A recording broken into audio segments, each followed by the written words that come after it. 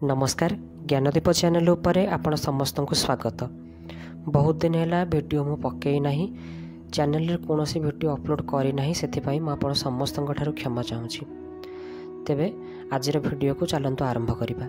संसार रे जहाँ भी आम देखुचे जहाँ भी आमको देखा जाउछि से सबू हेउछि मनिषर कर्मर फल। गोटे मनीष धन ऐश्वर्य संपन्न तो अन्यटी गरीब, जड़े सुस्थ तो आउ जड़े रोगी। गोटे मनीष देखा सुस्थ सबल तो आउ जड़े रोगी। गोटे मनीष थरे आवाज देले हजार लोक एकाठी हो जाती एवं अन्य जड़े मनीष विपद में पड़ के डाकिले भी केही आसती नहीं। ये सबू हेउछि मनीषर कर्मर फल। कर्मर यही विविधता को देखी गोटे कथा मन को आसे, जार कर्म जेपरी ताकू सेपरी फल मिले। जो प्रभु जदि आमको मनीष करी जन्म देइछन्ति तेबे ई जन्मर सार्थकता पाई आमको सब बेले भल कर्म करबा उचित। ता सहित सब प्रकारर मंद कर्म जेति कि भोग विलास ताकू निज जीवन में प्राधान्यता देबा आदौ भी उचित नुहे। खराब कर्म ठारू सब बेले निजको दूरे रखिबा उचित। जीवन में किए जे केबे मरीजिब, किए जे केबे मृत्यु को प्राप्त हेब से कथा केही भी कहि परिबेनी। जन्म मृत्यु एक कथा केही भी कहि परिबे नहीं। मृत्यु हेउछि सत्य। मनीषर आत्मार दुर्गति एवं आत्मार सद्गति तार विचार एवं तार कर्म उपर निर्भर करे। तेबे आमे आमर एई जीवन रे एमिति कौन करि परिबा जेमिति कि आमर शेष समयटी आहुरी सहज हो पारिबो। मलमूत्र रे आमको घांटी हेबाकू पड़िबो नाही। आमको सहज एवं सरल मृत्यु प्राप्त हेबो। आम परिवार लोके आम पाई केबे हेले हैरान हेबे नाही, आम पाई कष्ट पाइबे नाही। चंतु वीडियो को आरंभ करवा। आमको आमर एही मनीष शरीर सबुठारु भल लगे, सबुठारु प्रिय, किंतु एई जीवनटा दिने नष्ट हेब ए कथा भी तो सत। तेणु ए देह प्रति एते मोहमाया रखिबा आदौ भी उचित नुहे। पैसा धन संपत्ति यही सबुरे मन रहीगला तेबे शेष समय भारी दुर्दशा भोगिबाकू पड़िबो। जदि संसारर भोग विलासरे आपणकर मन सबुबले रही जाए तेबे कुकुर बिलेई साप एई भली जोनिरे आपणको जन्म नेबाकू हेबो। गोटे उदाहरण माध्यम रे जानतु। जड़े सन्यासी थिले, से निजर जीवन में गोटे व्रत धारण करथिले। से केबे टंका पैसा को छुई नाहांती एवं जीवन सारा जेतिकी भिक्षावृत्ति करेंगे सेतिकी निजर जीवन पोषंती एवं आश्रम को फेरी आसती। आश्रम रे भजन कीर्तन करती। शिष्य माने तांकठारु विद्या ग्रहण करती एवं से भगवान ध्यान रे सबुबले निजर जीवन को अतिबाहित करती। तेबे गोटे समय आसिला तांकर जड़े शिष्य तांकर बहुत सेवा करुथिले। सेई शिष्यटी दिने किछि काम रे सहर को जीवाको बाहरला। तो से जेहेतु सहर को जीव तो ता गुरुं प्रति तार जो प्रतिदिन तार जो कर्तव्य थिला से तांको आनिकी खाइबाकू दउथिला, तार किछि व्यवस्था तो से करिकी जीव ना। सेथिपाई से गुरुजी को कहिला, मुई आश्रमर अगणारे किछि धन पोती दे जाउछि। सेई धन को आपणकर जेतेबेले भी किछि आवश्यकता हबो आपण तो निजे टंका को छुअंती नहीं, तो अन्य कहा द्वारा से टंका को निजर आवश्यकता अनुसार प्रयोग करिवे। गुरुजी बारंबार मना करिले कि मोर जीवन तुमर अधीन नुहे, तुमे मो चिंता करिकी किछि भी करिबा आवश्यकता नहीं। किंतु शिष्यटी शुणिला नहीं। शिष्यटी आश्रमर अगणारे किछि पैसा पोती देई चलीगला। शिष्यटी जिबा बेले अनुरोध करिकी गला, हे महात्मा मोर ये छोटिया अनुरोध, ये आश्रमर माटी तले जो पैसा पोती होई रही आपणकर जेतेबेले भी आवश्यकता पड़िबा आपण कहा द्वारा हेउना काहींकी ए पैसा को निजर आवश्यकता अनुसार उपयोग करिवे। सन्यासीटी बारंबार मना करिसंती, ता परे भी शिष्यटी एमिति करले। एते बड़ सन्यासी तांकर गोटे दिन कौन हैला ना, तांकर देह बहुत खराब हो गला। देह खराब आउ भल हैला नहीं। से अनेक दिन धरी रोगरे पड़ी रहिले एवं शेष में मृत्युवरण करिले। एते बड़ सन्यासी मरीजिबा परे भूत प्रेत होई घूरी बुलिले। या पछर कारण बुझियाकू चेष्टा करंतु।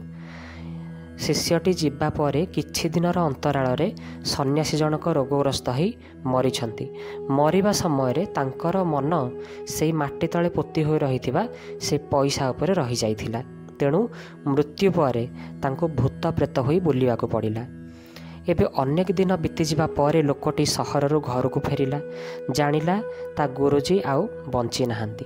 जानिकी लोकटी बहुत दुखित होईगला एवं रात्रि समय रे से आश्रम को गला। आश्रम रे जाई ता गुरुजी को से प्रार्थना करिला। सन्यासी जनक से भूत रूप रे ता सामने उपस्थित हेले एवं लोकटी को कहिले, मृत्यु समय रे तोर से ही पोती थिबा पैसा उपरे मोर मन रही जाइथिला। मो मन को बारंबार मृत्यु समय से ही कथाटी आसिला कि मो पाई किछि धन ए माटी तले पोता होई रहिछि। तेणु मरीजिबा परे एते पुण्यकर्म मोर थाई कि भी मृत्यु परे मते भूत प्रेत होई बुलिवाको पड़िला।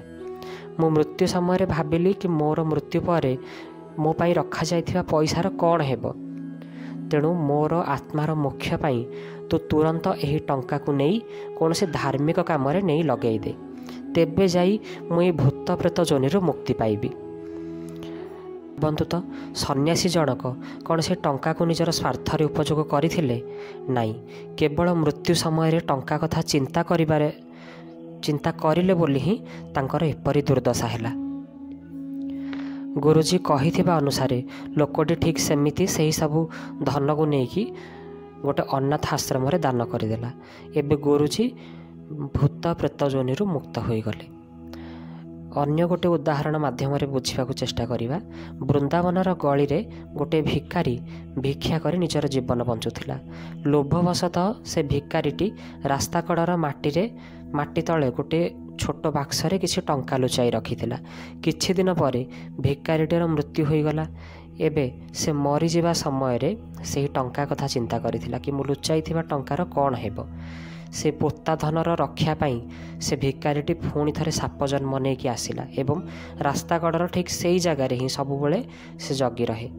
लोकंकर जेहेतु असुविधा हुए तेणु लोक मैंने बारंबार ताको हटाई दियंती, किंतु लोकटी पुणी थरे आसिकी सेही जगार सेमिति बसी रहे।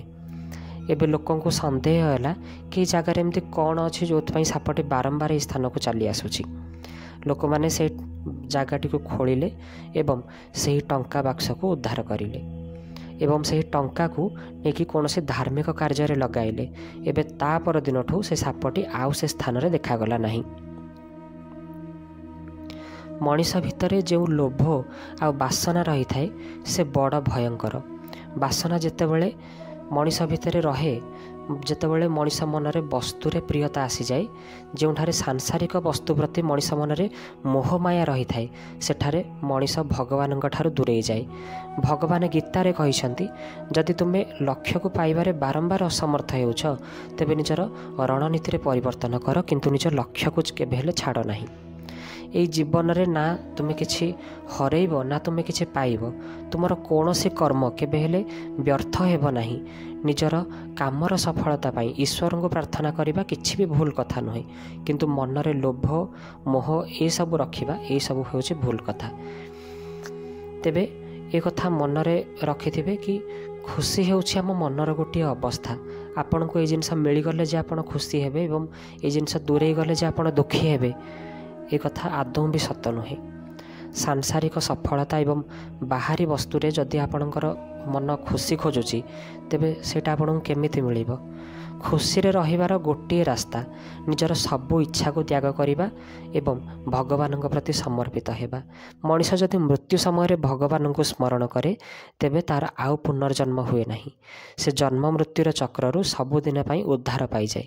କିନ୍ତୁ ଏହି ଜ୍ଞାନକୁ ଯିଏ ଅସ୍ୱୀକାର କରେ से बारंबार जन्म निए एवं बारंबार मृत्यु को पाए। आशा करुछि